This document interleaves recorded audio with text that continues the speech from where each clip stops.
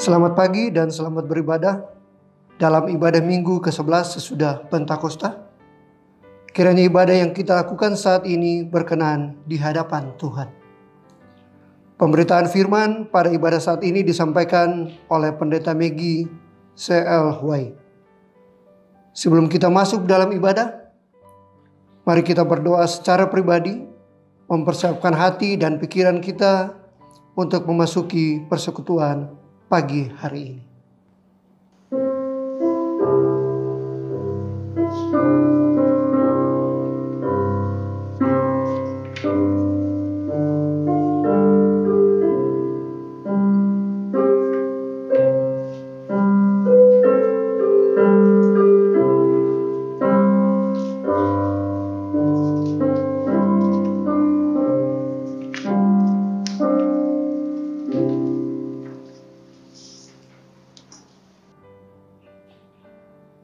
Umat yang dikasihi Tuhan, sekarang marilah berdiri menyambut kehadiran firman Tuhan di tengah persekutuan kita. Kita menghadap Tuhan, kita bernyanyi dari Gita Bhakti 24 ayat yang pertama dan ayatnya yang kedua.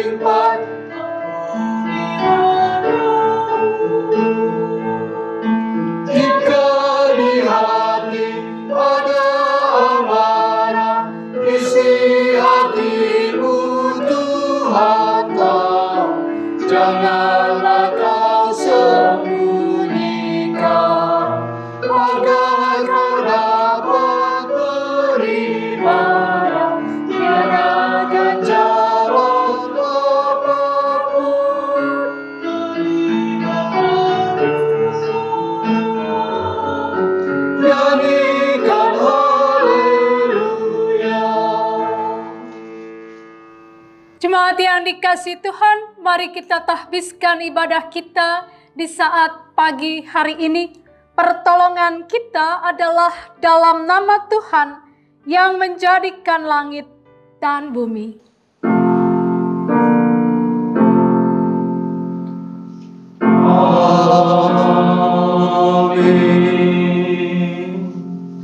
Nats pembimbing yang melandasi ibadah kita di saat pagi hari ini terambil dalam Kisah Para Rasul pasal 28 ayat 25 sampai ayatnya yang ke-28, yang demikian bunyi firman Tuhan. Maka bubarlah pertemuan itu dengan tidak ada kesesuaian di antara mereka.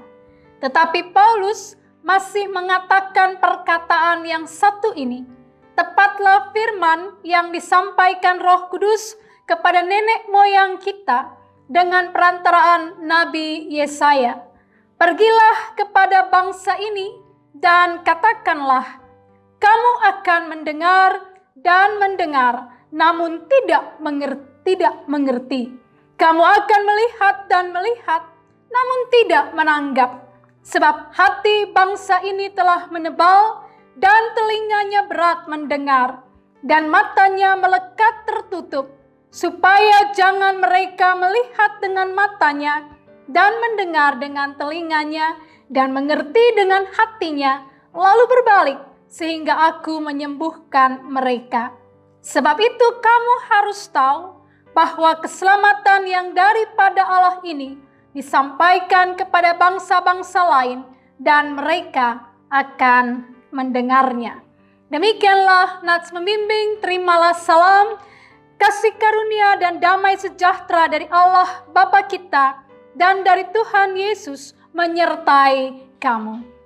Dan menyertai juga.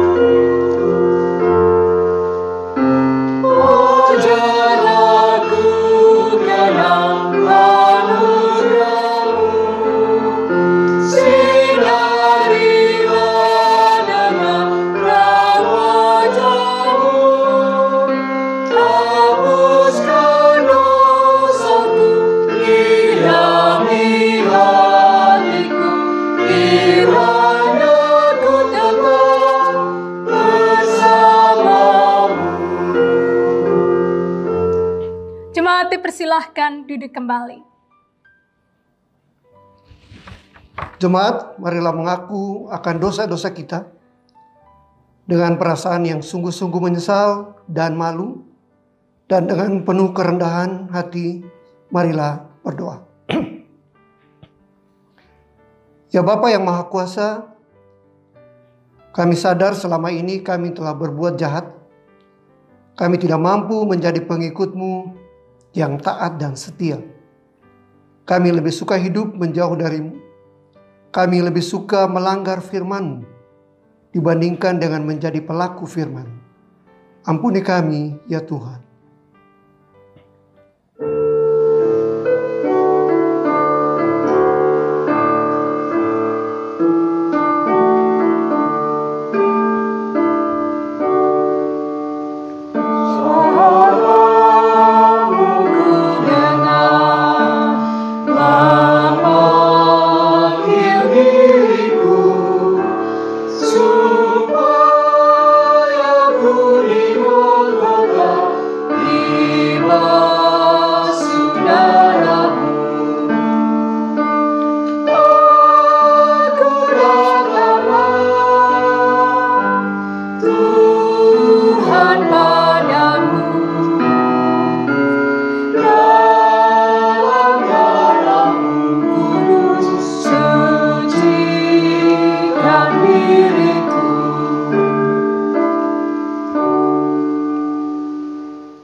Ya Tuhan, kami belum mampu menjadi pembawa damai sejahtera-Mu di tengah dunia tempat kami berada.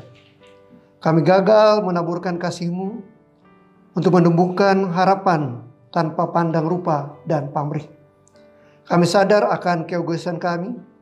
Kami sadar selama ini kami hanya hidup untuk diri sendiri. Sedangkan mereka yang kami sebut saudara hanya yang kami kenal dan dekat dengan kami. Kami lebih sering berputus asa, tidak percaya akan kehadiran-Mu, meragukan kuasa-Mu, menolak uluran tangan kasih-Mu. Ampunilah kami ya Tuhan yang Maha Pengasih.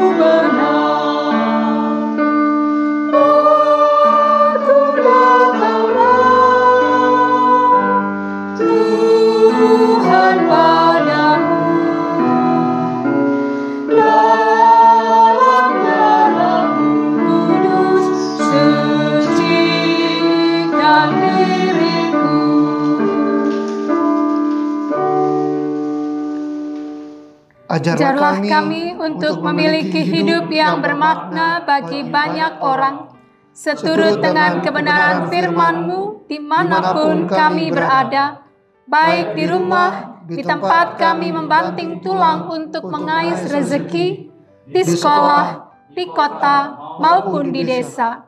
Ya Kristus, kami mengaku dengan sungguh dan penuh kesadaran, serta dalam kerendahan hati, akan segala dosa dan pelanggaran kami yang tak terhitung jumlahnya. Ya Tuhan, layakkanlah kami kembali untuk menerima pengampunan-Mu. Dengarlah permohonan kami, serta nyatakanlah kiranya belas kasih-Mu atas kami. Hanya dalam nama Kristus Yesus, kami berdoa dan memohon pengampunan-Mu. Dengarlah ya Tuhan. Amin. Jemaat yang dikasihi Tuhan, kepada setiap orang yang telah mengaku dosa dan bertobat, disampaikan berita anugerah pengampunan seperti tertulis dalam surat Roma pasal 3 ayat 23 sampai 24 yang menyatakan demikian. Karena semua orang telah berbuat dosa dan telah kehilangan kemuliaan Allah, dan oleh kasih karunia telah dibenarkan dengan cuma-cuma karena penebusan dalam Kristus Yesus. Berdasarkan firman Tuhan ini, maka sebagai pelayan Yesus Kristus kami memberitakan kepada kita sekalian bahwa pengampunan dosa telah berlaku dalam nama Bapa, Anak, dan Roh Kudus. Syukur kepada Tuhan. Amin.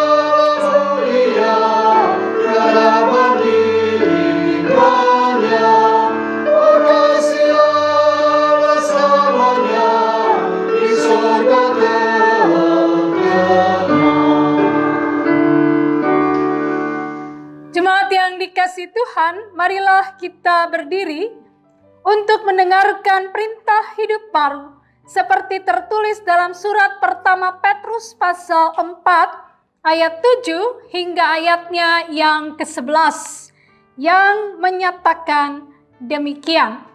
Kesudahan segala sesuatu sudah dekat. Karena itu kuasailah dirimu dan jadilah tenang, supaya kamu dapat berdoa. Tetapi yang terutama, kasihilah sungguh-sungguh seorang akan yang lain, sebab kasih menutupi banyak sekali dosa. Berilah tumpangan seorang akan yang lain dengan tidak bersungut-sungut. Layanilah seorang akan yang lain sesuai dengan karunia yang telah diperoleh tiap-tiap orang sebagai pengurus yang baik dari kasih karunia Allah. Jika ada orang yang berbicara, baiklah ia berbicara sebagai orang yang menyampaikan firman Allah. Jika ada orang yang melayani, baiklah ia melakukannya dengan kekuatan yang dianugerahkan Allah, supaya Allah dimuliakan dalam segala sesuatu karena Yesus Kristus. Ialah yang empunya kemuliaan dan kuasa sampai selama-lamanya. Amin. Demikianlah perintah hidup baru bagi kita. Kiranya Roh Kudus menolong kita mewujudkan kemuliaan Allah dalam seluruh hidup dan kesaksian kita di dunia.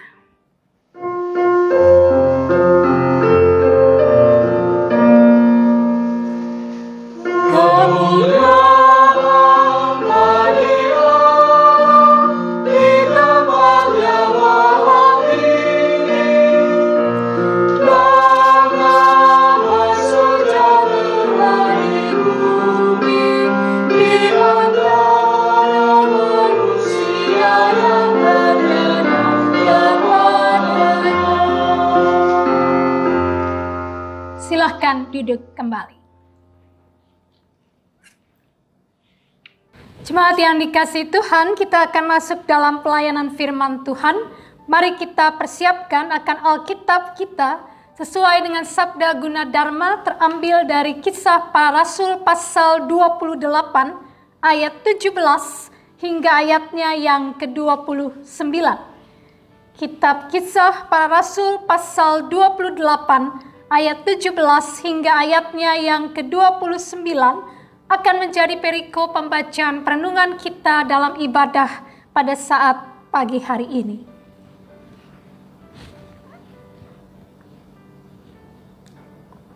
Dan ketika kita telah mempersiapkan bagian pembacaan kita, mari kita bersaat teduh sejenak sebelum kita masuk dalam doa memohon bimbingan kuasa Roh Kudus. Mari kita bersaat teduh.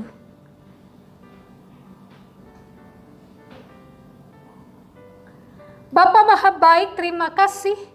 Kami boleh Tuhan sertai hingga pada saat ini. Kami boleh memuji dan memuliakan-Mu melalui kidung pujian kami. Dan tibalah saatnya kami akan belajar dari kebenaran firman-Mu. Kuasailah kami dengan Roh Kudus, sehingga ketika kami membaca Alkitab dan kami mendengarkan penjelasan hamba-Mu, kami ditolong untuk mengerti, dan bukan hanya mengerti, tapi kami juga dimampukan untuk melakukan firman Tuhan dalam kehidupan kami, kerja karya kami, gumul juang kami, hari demi hari. Hamba-Mu yang terbatas, Bapa urapi dia, dan taruhlah perkataan-Mu dalam hati, pikiran, dan lidah mulutnya, sehingga apa yang terucap adalah apa yang sungguh Tuhan mau sampaikan kepada anak-anak-Mu. Dan bersabdalah bagi kami, kami siap untuk merenungkan firman Tuhan. Amin. Jemaat yang dikasihi Tuhan, marilah kita berdiri untuk mendengarkan pembacaan Alkitab. Terpujilah Kristus. Haleluya.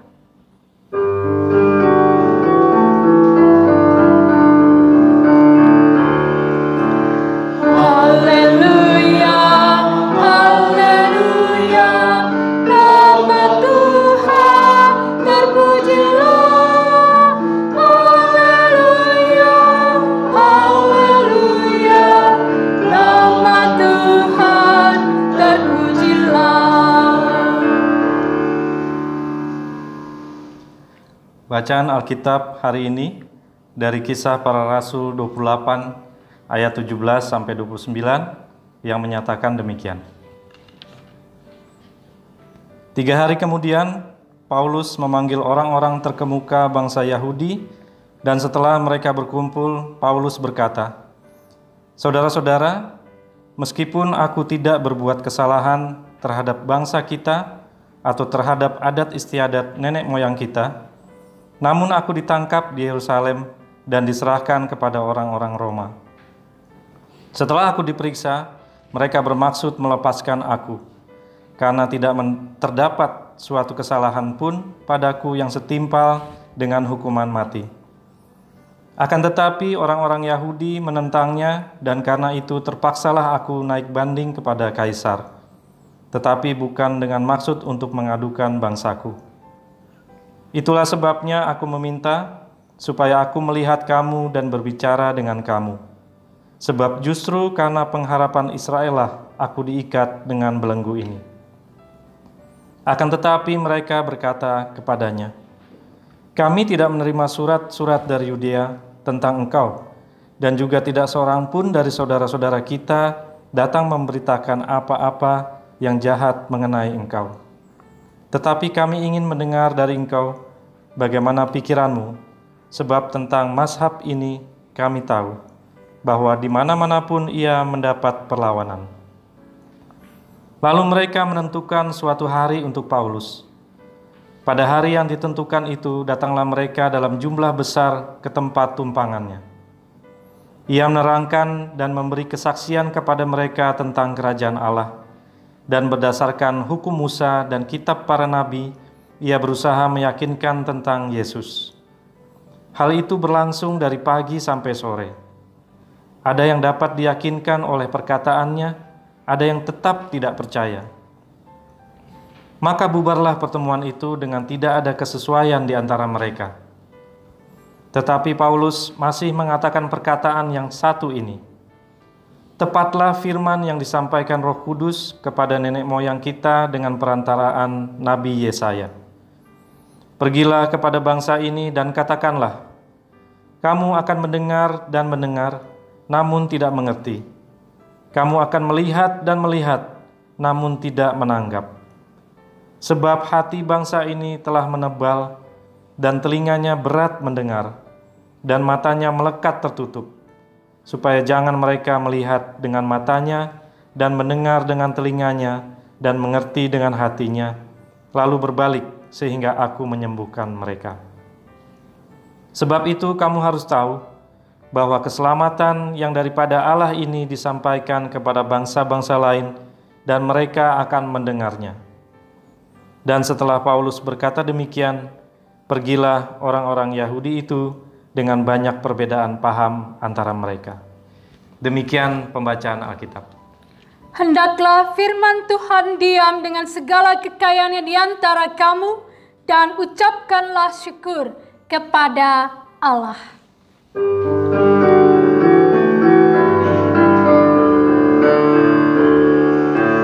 Kepadamu puji-pujian, pada syukur dan kemuliaan, Bapa, Putra, dan Roh Kudus, sampai kekal dan abadi. Silakan duduk kembali. Saudara-saudara yang dikasihi Tuhan, Kisah Para Rasul adalah bagian kedua dari karya penulis Injil Lukas. Di dalamnya kita bisa menemukan sejarah agama Kristen mula-mula secara teratur. Kitab ini adalah sambungan dari Injil Lukas dan merupakan satu kesatuan yang ditulis untuk Theophilus. Dalam Injil Lukas, dia menceritakan bagaimana hidup dan pengajaran Yesus. Sedangkan dalam Kisah Para Rasul menceritakan bagaimana pekerjaan Yesus Kristus telah berkembang menjadi gerakan kekristenan di seluruh dunia. Itu catatan awal yang pertama.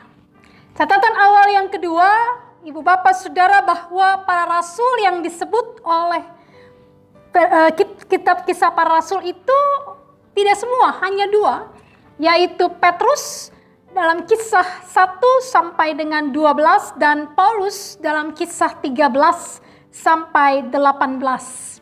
Tokoh lain yang disebut dalam kitab Kisah Para Rasul adalah Filipus, Yohanes, Yakobus saudara Yesus, dan Stefanus. Nah, dalam tulisan ini juga, Ibu Bapak Saudara yang dikasihi Tuhan, terlihat berbagai kisah yang memperlihatkan berbagai tantangan, tetapi juga potensi, baik itu keberhasilan, tetapi juga kegagalan yang dialami dalam kehidupan pekabaran Injil pada saat itu. Seperti salah satu kisah yang kita temukan dalam perikop pembacaan kita di saat pagi hari ini, memperlihatkan salah satu kisah tantangan dan potensi yang ada dalam pekerjaan pekabaran Injil yang dilakukan oleh Paulus. Pertanyaannya adalah apakah tantangannya, lalu potensi apakah juga yang dapat dijumpai oleh Paulus dalam karya pekabaran Injilnya itu? Mari kita perhatikan dalam perikop kita di saat pagi hari ini. Ibu Bapak Saudara yang dikasihi Tuhan, perikop kita dibuka pada ayat 17 dengan mengatakan, 3 hari kemudian Paulus memanggil orang-orang terkemuka bangsa Yahudi, dan setelah mereka berkumpul, Paulus berkata, "Saudara-saudara, meskipun aku tidak berbuat kesalahan terhadap bangsa kita, atau terhadap adat istiadat nenek moyang kita, namun aku ditangkap di Yerusalem dan diserahkan kepada orang-orang Roma." Ibu Bapak Saudara, ayat pertama ini merujuk kepada apa yang terjadi dalam Kisah Para Rasul 21 ayat 27 sampai 36. Ketika Paulus ditangkap ketika dia sedang ada di Bait Allah di Yerusalem. Ya, dia ditangkap kalau Bapak Ibu perhatikan dalam Kisah 21, dalam Kisah 21 pada ayatnya yang ke-27 sampai 36, secara khusus pada ayat 27 sampai ayatnya yang ke-29. Saya bacakan untuk kita semua. Ketika masa 7 hari itu sudah hampir berakhir, orang-orang Yahudi yang datang dari Asia melihat Paulus di dalam Bait Allah. Lalu mereka menghasut rakyat dan menangkap dia, sambil berteriak, "Hai orang-orang Israel, tolong!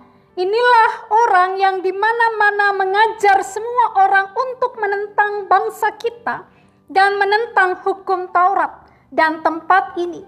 Dan sekarang ia membawa orang-orang Yunani pula ke dalam Bait Allah dan menajiskan tempat suci ini.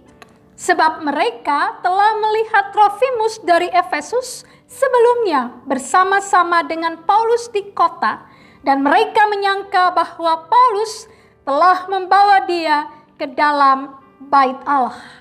Nah, Ibu Bapak Saudara yang dikasihi Tuhan, kita melihat di sini bahwa Paulus ditangkap di Yerusalem bukan oleh orang lain, tapi justru oleh bangsanya sendiri. Sekelompok orang Yahudi yang iri kepada Paulus dan menghasut rakyat untuk menangkap akan Paulus. Di sini Bapak Ibu Saudara yang dikasihi Tuhan, kita melihat bahwa Kisah Para Rasul juga menceritakan bagaimana jemaat perdana bergulat untuk menentukan siapa saja yang dapat menjadi anggota umat Allah. Gitu ya. Sehingga ketika mereka lihat Paulus memberitakan Injil kepada mereka yang bukan Yahudi, dan ada orang-orang Yunani yang percaya kepada Tuhan Yesus, ya, mereka kemudian punya perspektif negatif terhadap apa yang dilakukan oleh Paulus. Dan ini memperlihatkan, Kisah Para Rasul memperlihatkan itu dengan gamblang, ya, tentang ternyata jemaat perdana tidak mudah, ya, tidak mudah untuk bisa menerima akan orang-orang yang bukan Yahudi untuk masuk menjadi bagian dari keluarga besar Allah. Nah, Ibu Bapak Saudara yang dikasihi Tuhan, kemudian apa yang kita lihat dalam bacaan kita ini? Mari perhatikan pada ayatnya yang ke-18. Setelah aku diperiksa, mereka bermaksud melepaskan aku karena tidak terdapat suatu kesalahan pun padaku yang setimpal dengan hukuman mati. Ya, akan tetapi orang-orang Yahudi menentangnya dan karena itu terpaksalah aku naik banding kepada kaisar, tetapi bukan dengan maksud untuk mengadukan bangsaku. Itulah sebabnya aku meminta supaya aku melihat kamu dan berbicara dengan kamu. Sebab justru karena pengharapan Israel lah aku diikat dengan belenggu ini. Dari ayat-ayat ini, Ibu Bapak Saudara yang dikasihi Tuhan, kita bisa melihat bersama bahwa tantangan yang terutama dalam karya pelayanan Paulus itu tidak datang dari luar. Tidak datang dari luar. Tapi justru dari dalam diri orang-orang Yahudi sendiri yang tidak mau untuk menerima sebuah realita bahwa Allah pun mau menyelamatkan akan orang-orang non-Yahudi. Mereka tidak bisa terima itu. Mereka tidak ingin menerima kebenaran itu bahwa Allah pun berkarya untuk orang-orang non-Yahudi. Allah pun ingin menyelamatkan mereka. Ya, jadi kita lihat kalau pertanyaan kita tadi adalah apa tantangan yang dihadapi Paulus? Tantangan itu justru datang dari luar dan dari dalam, bukan dari luar dalam bacaan kita. Ya. Kemudian apa yang kita lihat, potensi apa yang kita lihat dalam bacaan kita tadi? Kita perhatikan ketika mereka menyerahkan Paulus kepada orang-orang Roma, ya, ternyata kewarganegaraan Paulus sebagai orang Roma itu menjadi sebuah potensi yang baik, yang besar, sehingga dia bisa berbicara kepada orang-orang Roma. Bahkan ketika dia ditangkap dan ketika orang terus-menerus mendesak supaya dia dihukum, dia bisa naik banding kepada kaisar. Itu sebuah hak istimewa yang dimiliki oleh warga negara kehormatan Romawi. Paulus tidak banyak orang bisa memperoleh itu. Tetapi Paulus adalah warga negara kehormatan Romawi sejak dia lahir. Ya, jadi kita lihat di sini potensi yang dimiliki oleh Paulus. Ternyata potensi itu kemudian bermanfaat, berguna ketika dia berhadapan dengan orang-orang Roma. Dan mereka ternyata lebih mau mendengar akan Paulus ketimbang orang-orang Yahudi sendiri. Di sini pun Ibu Bapak Saudara yang dikasihi Tuhan, kita melihat bersama bahwa dalam sebuah pekerjaan pemberitaan Injil, dalam sebuah karya kesaksian orang percaya tentang Yesus Kristus, pasti ada tantangan, tapi juga pasti ada potensi yang bisa dipakai, yang bisa dipergunakan untuk dapat melakukan tugas bersaksi di tengah-tengah kehidupan bermasyarakat. Itu yang pertama. Hal yang kedua, Ibu Bapak Saudara yang dikasihi Tuhan, yang bisa kita lihat dalam perikop pembacaan ini. Mari perhatikan apa yang Paulus katakan ya, dalam perikop pembacaan kita di ayat yang ke-21 ya, sampai ayat yang ke-28. Dikatakan di sana, akan tetapi mereka berkata kepadanya, kami tidak menerima surat-surat dari Yudea tentang engkau. Dan juga tidak seorang pun dari saudara-saudara kita datang memberitakan apa-apa yang jahat mengenai engkau. Tetapi kami ingin mendengar dari engkau bagaimana pikiranmu, sebab tentang mazhab ini kami tahu bahwa di mana-mana pun ia mendapat perlawanan. Lalu mereka menentukan suatu hari untuk Paulus. Pada hari yang ditentukan itu datanglah mereka dalam jumlah besar ke tempat tumpangannya. Ia menerangkan dan memberi kesaksian kepada mereka tentang kerajaan Allah. Dan berdasarkan hukum Musa dan kitab para nabi, ia berusaha meyakinkan mereka tentang Yesus. Hal itu berlangsung dari pagi sampai sore. Ada yang dapat diyakinkan oleh perkataannya, ada yang tetap tidak percaya. Lihat catatan itu ayat 24. Lalu Maka bubarlah pertemuan itu dengan tidak ada kesesuaian di antara mereka. Lihat catatan ayat 21 bilang mereka mau dengar. 21, 22 mereka mau dengar apa yang mau Paulus jelaskan. Tapi ternyata sampai dengan ayat 25 dikatakan, maka bubarlah pertemuan itu dengan tidak ada kesesuaian di antara mereka. Lalu, tetapi Paulus masih mengatakan perkataan yang satu ini. Tepatlah firman yang disampaikan Roh Kudus kepada nenek moyang kita dengan perantaraan Nabi Yesaya. Ini adalah bagian dari penglihatan Nabi Yesaya dalam Yesaya pasal 6 ketika Allah mengutus dia untuk menjadi nabi di tengah-tengah hidup bangsa Yehuda. Pergilah kepada bangsa ini dan katakanlah, kamu akan mendengar dan mendengar, namun tidak mengerti. Kamu akan melihat dan melihat, namun tidak menanggap. Sebab hati bangsa ini telah menebal dan telinganya berat mendengar, dan matanya melekat tertutup, supaya jangan mereka melihat dengan matanya dan mendengar dengan telinganya dan mengerti dengan hatinya. Lalu berbalik, sehingga aku menyembuhkan mereka. Sebab itu kamu harus tahu bahwa keselamatan yang daripada Allah ini disampaikan kepada bangsa-bangsa lain dan mereka mendengarnya. Ternyata, ibu bapak saudara yang dikasihi Tuhan, kita melihat di sini bahwa ketika dijelaskan pun kepada mereka, tidak semua mereka mau mengerti. Ya. Persoalannya bukanlah tidak jelas apa yang disampaikan Paulus. Paulus kalau dalam bacaan kita di ayat 23 dikatakan dia jelaskan tentang kerajaan Allah, dia jelaskan dari hukum Musa, dari kitab para nabi, dia berusaha meyakinkan mereka tentang Yesus. But tidak semua percaya dan menerima apa yang disampaikan oleh Paulus. Mengapa? Karena mereka sudah punya pemikiran sendiri bahwa orang yang diselamatkan, orang yang berhak untuk menerima keselamatan hanyalah orang Yahudi dan bukan bangsa yang lain. Hal kedua, kita belajar, ibu bapak saudara yang dikasihi Tuhan, bahwa sesungguhnya ya, tantangan terbesar ketika kita mau melakukan pekerjaan bersaksi di tengah-tengah kehidupan kita, itu bukan datang dari luar, tapi dari dalam diri kita sendiri. Yaitu apa? Dari sikap hati yang tidak mau terbuka terhadap kebenaran firman, dan kita hanya pakai logika kita, pikiran kita sendiri, pemahaman kita sendiri untuk mengerti apa yang disampaikan oleh firman Allah. Bagaimana bisa bersaksi kalau kita sendiri tidak belajar untuk terima firman, memahami firman, dan kemudian melakukannya dalam kehidupan setiap hari?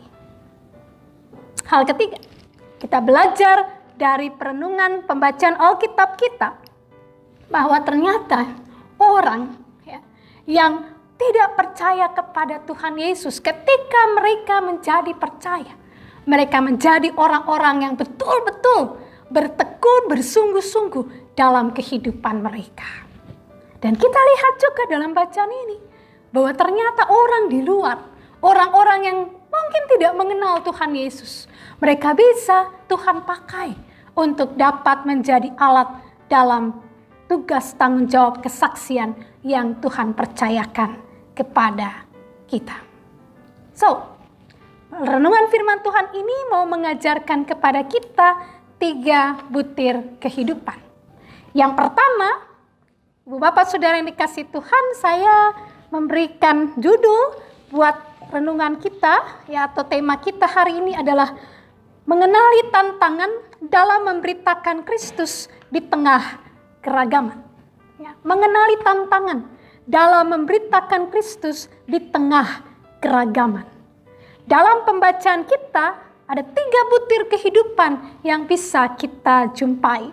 Yang pertama, bahwa keselamatan dari Tuhan Allah harus diceritakan, harus disampaikan kepada setiap orang yang belum percaya kepada Tuhan Yesus. Bagaimana menyampaikannya? Melalui kesaksian hidup, melalui keteladanan hidup, melalui semua yang kita katakan, semua yang kita lakukan, semua kerja dan karya kita di tengah keberadaan hidup kita, itulah menjadi alat kesaksian kita bagi orang lain. Yang kedua, Ibu Bapak Saudara yang dikasihi Tuhan, renungan firman Tuhan kita mau mengajarkan kepada kita bahwa setiap orang percaya punya tanggung jawab untuk menyampaikan berita keselamatan itu. Persoalannya adalah tantangan terbesar, ini hal kedua. Tantangan terbesar untuk melaksanakan tugas itu adalah datang dari dalam diri kita sendiri. Ya, kalau kita lihat akan bacaan kita tadi, maka dapat disimpulkan sikap a priori. Bapak Ibu tahu sikap a priori? Sikap ini adalah beranggapan atau berprasangka sebelum mengetahui, ya, melihat, menyelidiki sesuatu atau keadaan sebenarnya dari sebuah peristiwa. Itu sikap a priori. Ya. Tantangan terbesar datang dari dalam diri. Ketika kita sudah punya a priori terhadap sesuatu, ya, ketika kita sudah punya pemikiran negatif terhadap sesuatu hal, padahal kita belum tahu keadaan yang sesungguhnya. Gitu ya Bapak Ibu. Jadi tantangan terbesar untuk melakukan tugas pemberitaan firman melalui sikap hidup kita datang dari dalam diri kita sendiri. Datang dari sikap hati yang tidak mau mendengar, menerima firman, apalagi melakukannya. Datang dari pikiran negatif kita sendiri bahwa pasti sulit, pasti kita tidak bisa untuk bisa melaksanakan atau memperlihatkan keteladanan hidup yang baik dalam keseharian kita. Ketiga, Ibu Bapak Saudara yang dikasihi Tuhan, perenungan firman Tuhan kita mengajarkan kepada kita bahwa ketika orang percaya tekun untuk melakukan tugas yang dipercayakan, maka Tuhan akan buka jalan bagi kita. Bahkan Tuhan bisa pakai orang-orang yang tidak diduga untuk melakukan, untuk menunjang, menopang kita melakukan tugas kesaksian hidup kita. Seperti orang Roma, ya, kepala pasukan yang menangkap Paulus, kemudian memberikan kesempatan untuk dia berbicara dan segala macam. Bapak Ibu nanti bisa lihat dalam Kisah 21, Tuhan pakai mereka. Tuhan juga bisa pakai orang lain di sekitar kita untuk menolong kita dapat menyatakan akan kasih Kristus, memberikan keteladanan hidup yang baik di tengah-tengah keberadaan kita hari demi hari. Tuhan Yesus menolong kita untuk melakukan firman-Nya dalam hidup kita setiap saat. Amin. Jemaat yang dikasihi Tuhan, untuk merespon kebenaran firman Tuhan, mari kidungkan kidung pujian dari PKJ 183 diawali oleh pemandu lagu. Dia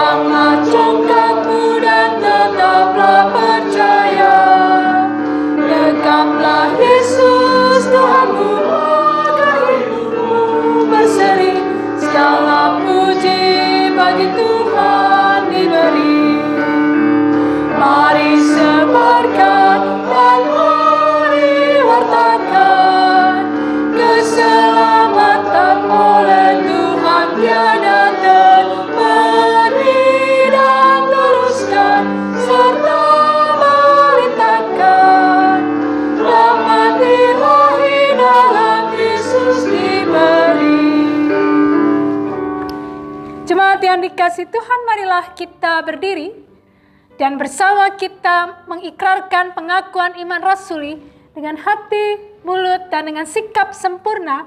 Biarlah masing-masing kita berkata, aku percaya kepada Allah, Bapa yang Maha Kuasa, Khalik langit dan bumi, dan kepada Yesus Kristus, anaknya yang tunggal Tuhan kita, yang dikandung daripada Roh Kudus, lahir dari anak darah Maria, yang menderita di bawah pemerintahan Pontius Pilatus, disalibkan, mati dan dikuburkan, turun ke dalam kerajaan maut.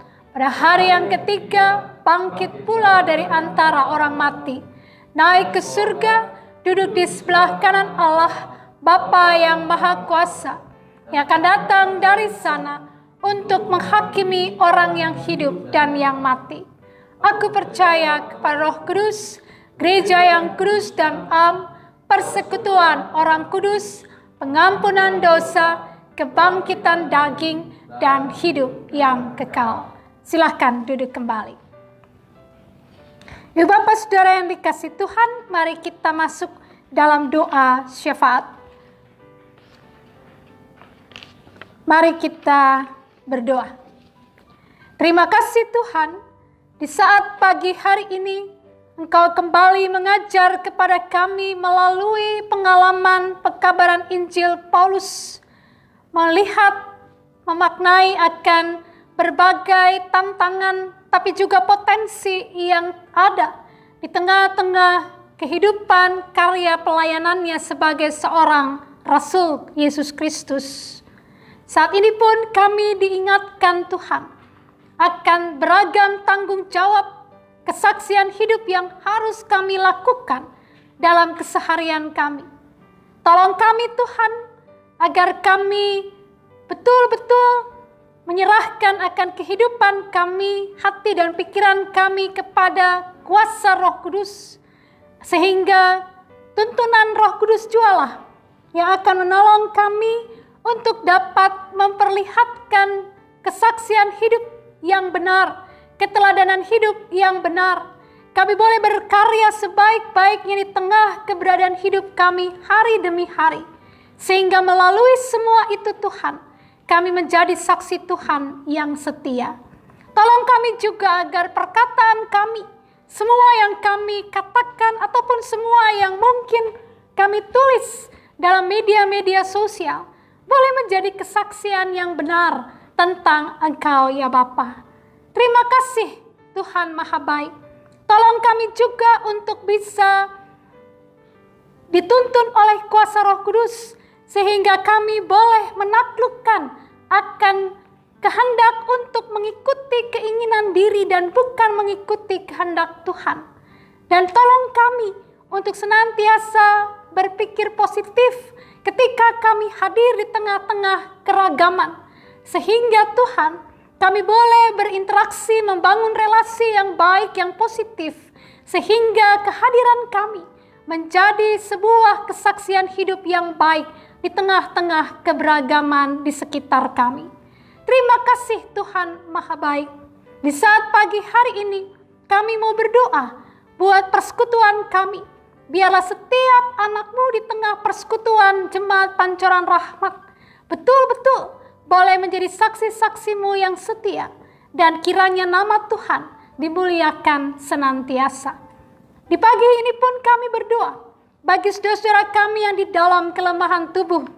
Kami ingat Bapak Fredrik Sahertian, Bapak E.R. Simbolan, Bapak Benyamin Sumah, Ibu Elizabeth Palandeng, Ibu Yulia Napitupulu, Ibu Mainer Naibaho, Ibu Endang Tupan, Ibu Wilmince Kupa, dan Ibu Popon Simanjuntak. Tuhan hadir di tengah-tengah keberadaan hidup mereka. Tuhan datang lawat jamah. Jika Engkau izinkan mereka bergumul panjang dalam sakit, kuatkan dan teguhkan iman percaya mereka. Kuatkan dan teguhkan iman percaya anggota keluarga yang mendampingi mereka. Sehingga sungguh Bapa, mereka boleh melihat Tuhan tidak pernah meninggalkan mereka walau sedetik pun. Kami juga mau berdoa untuk keluarga-keluarga jemaat-Mu yang kami doakan di pagi ini. Keluarga Bapak Andreas Silahoy keluarga Bapak Benhard Patinasrani, keluarga Bapak Budi Simanjuntak, dan keluarga Bapak Adrian Manurung. Kasih Tuhan senantiasa melingkupi kehidupan keluarga-keluarga kekasih kami ini Tuhan. Sehingga di dalam keseharian mereka, dalam seluruh aktivitas mereka, dalam semua kehidupan yang mereka jalani, mereka akan selalu ada di dalam kasih dan pemeliharaan Tuhan sendiri. Terima kasih Bapa Maha Baik. Kami juga berdoa untuk mereka yang bersuka cita karena berbagai berkat Tuhan, termasuk di dalamnya pertambahan usia pribadi maupun perkawinan. Sempurnakan sukacita mereka Bapa, dan biarlah mereka akan senantiasa menaikkan syukur kepadamu untuk setiap berkat yang Tuhan beri dalam kehidupan mereka. Terima kasih Tuhan Maha Baik. Kami berdoa juga untuk kehidupan persekutuan kami dengan pergumulan yang kami hadapi saat ini. Tuhan, berikan kepada umat-Mu kesatuan hati. Berikan kepada kami kerjasama satu dengan yang lain, menopang satu dengan yang lain dalam upaya-upaya untuk baik dalam penandatanganan 90 warga jemaat kami Tuhan, maupun dalam proses penggalangan dana. Tuhan tolong agar semua proses ini berjalan dengan baik dan kiranya nama-Mu dimuliakan senantiasa. Kami berdoa juga menyerahkan akan upaya penjualan pasturi. Tuhan tolong kirimkanlah kepada kami pembeli yang tepat, dan dia akan dapat membeli pasturi kami dengan harga yang tepat, sehingga dana yang terkumpul boleh kami pakai untuk menyelesaikan beberapa kewajiban kami. Terima kasih Bapa Maha Baik. Kami berdoa pertaruhkan akan kehidupan persekutuan umat-Mu di dalam tangan kasih Tuhan.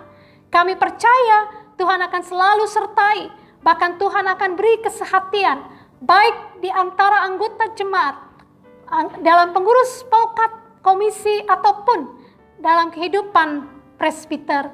Terima kasih Bapa Maha Baik. Kami berdoa buat bangsa negara kami pertaruhkan dalam tangan kasih Tuhan. Biarlah Bapa, seperti kami boleh menikmati akan 75 tahun kemerdekaan negara kami. Kami yakin Tuhan tidak pernah meninggalkan bangsa kami. Kami yakin Tuhan akan tolong Presiden kami dengan seluruh jajarannya, bahkan pemerintah Kota Depok dengan seluruh jajarannya, agar mereka dapat melakukan yang terbaik untuk kesejahteraan masyarakat bangsa yang dipimpin. Terima kasih Bapa Maha Baik. Pada akhirnya, semua yang melayani bersama di hari ini, semua anak-anak-Mu yang turut ambil bagian memfasilitasi ibadah hari ini, berkatilah, dan biarlah hidup kami seminggu ke depan menjadi kehidupan yang memuliakan nama Tuhan. Ya Tuhan, dalam pengasihan-Mu kami mohon. Pelihara kami dalam Yesus Kristus, yang telah mengajar kami berdoa bersama-sama. Bapa kami yang di surga, dikuduskanlah nama-Mu, datanglah kerajaan-Mu, jadilah kehendak-Mu di bumi seperti di surga. Berikan kami pada hari ini makanan kami yang secukupnya, dan ampunilah kami akan kesalahan kami, seperti kami juga mengampuni orang yang bersalah kepada kami. Dan jangan membawa kami dalam pencobaan, tapi lepaskanlah kami daripada yang jahat.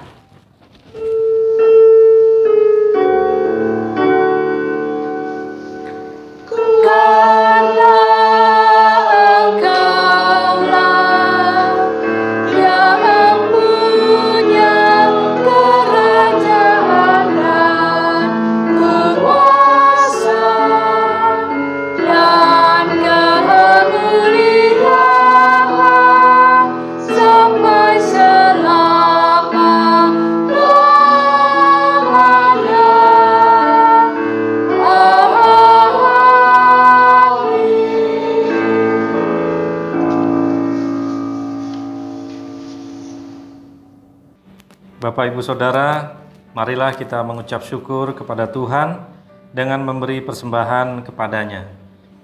Dengarlah nats Alkitab dari 1 Tawarikh 29 ayat 14 yang menyatakan, "Sebab siapakah aku ini dan siapakah bangsaku, sehingga kami mampu memberikan persembahan sukarela seperti ini. Sebab daripada mula segala-galanya dan dari tangan-Mu sendirilah persembahan yang kami berikan kepadamu. Tuhan memberkati saudara dan persembahan saudara.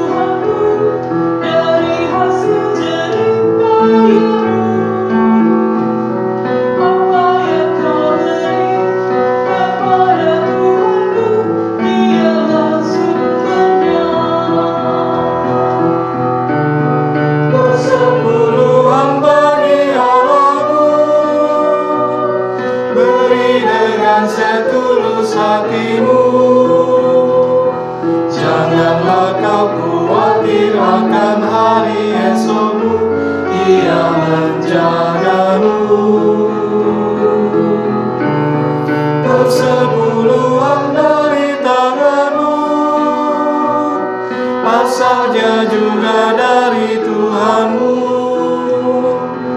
dan Ia sanggup melipat gandakan yang Kau beri, itulah janji-Nya.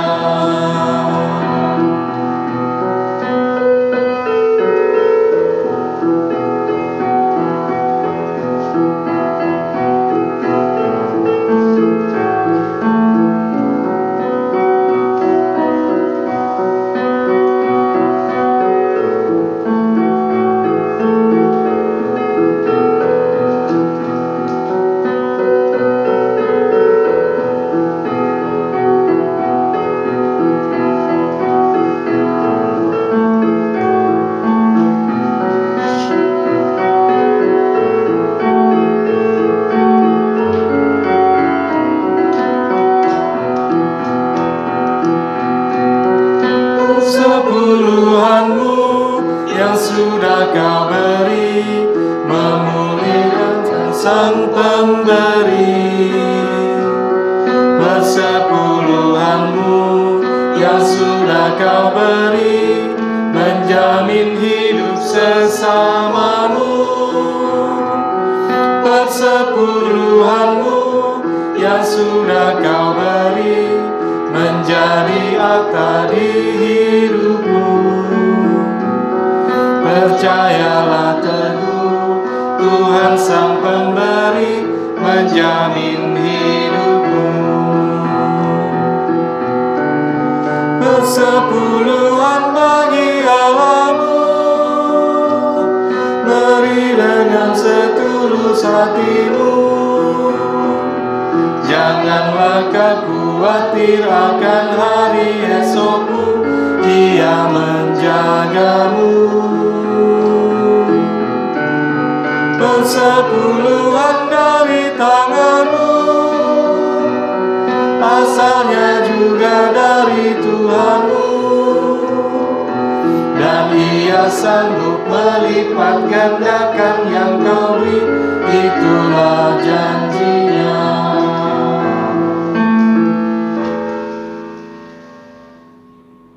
Mari berdiri untuk menyerahkan persembahan ini kepada Tuhan dalam doa syukur. Mari kita berdoa. Ya Tuhan, terimalah persembahan syukur yang telah kami kumpulkan demi mendukung pekerjaan-Mu yang dilaksanakan gereja-Mu. Pakailah persembahan ini bagi pelayanan kasih demi memuliakan nama-Mu dan bagi damai sejahtera untuk sesama yang menderita. Amin. Jemaat dipersilakan duduk kembali. Jemaat yang dikasihi Tuhan, sebagai bagian dari pengutusan, maka kami akan menyampaikan beberapa pokok warta jemaat sebagai berikut. Ucapan terima kasih. Majelis Jemaat GPB Pancoran Rahmat Depok mengucapkan terima kasih kepada keluarga-keluarga yang tetap melaksanakan ibadah hari Minggu, IHMPA, IHMPT, serta ibadah-ibadah rutin ke-6 Pelkat di rumah masing-masing. Tuhan Yesus memberkati.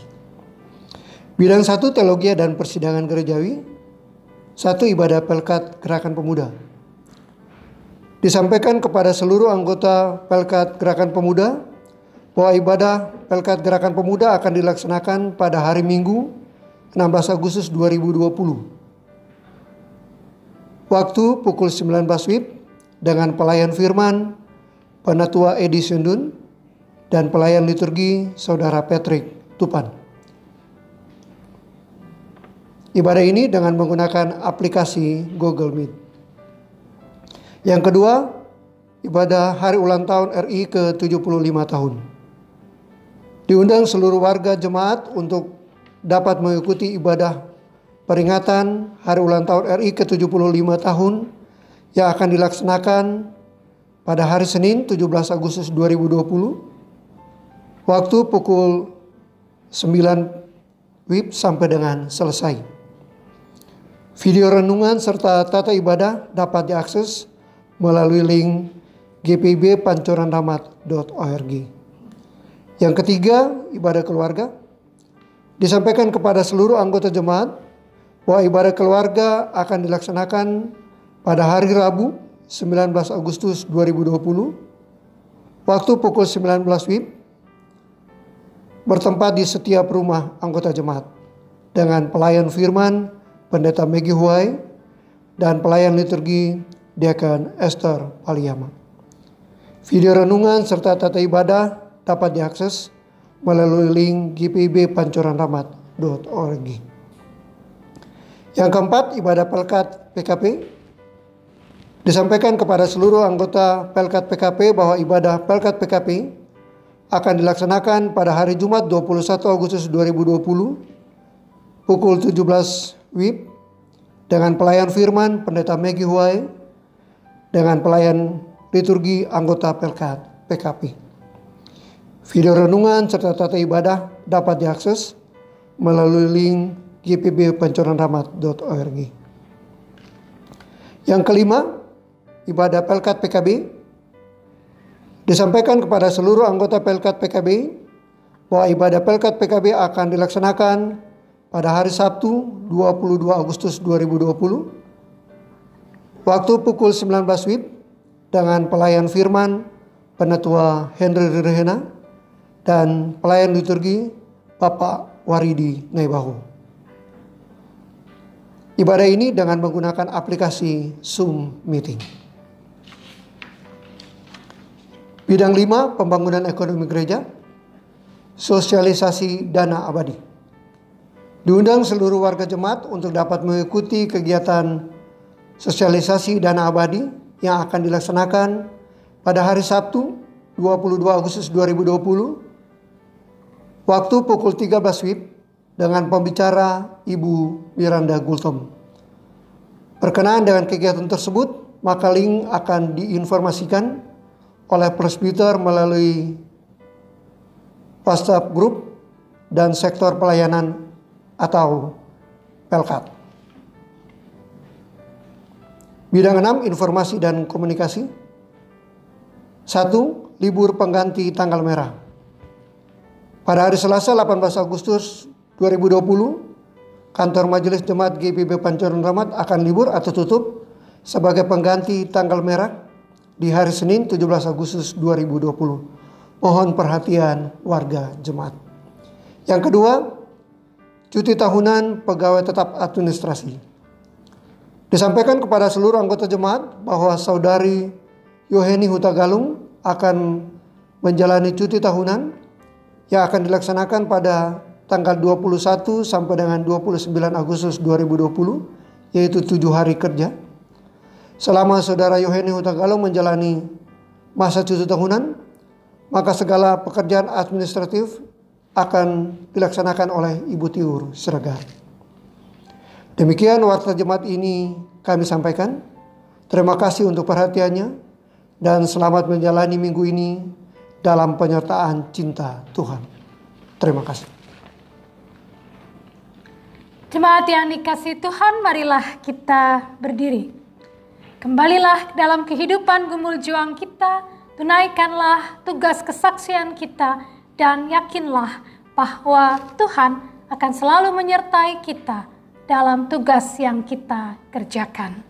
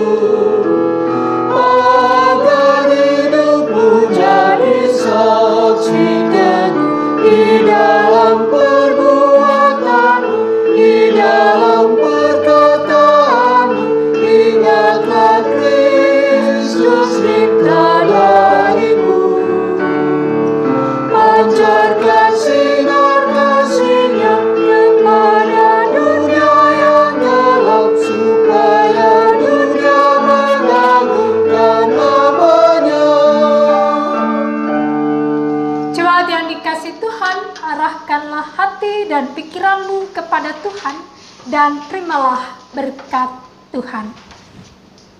Tuhan memberkati engkau dan melindungi engkau. Tuhan menyinari engkau dengan wajah-Nya dan memberi engkau kasih karunia.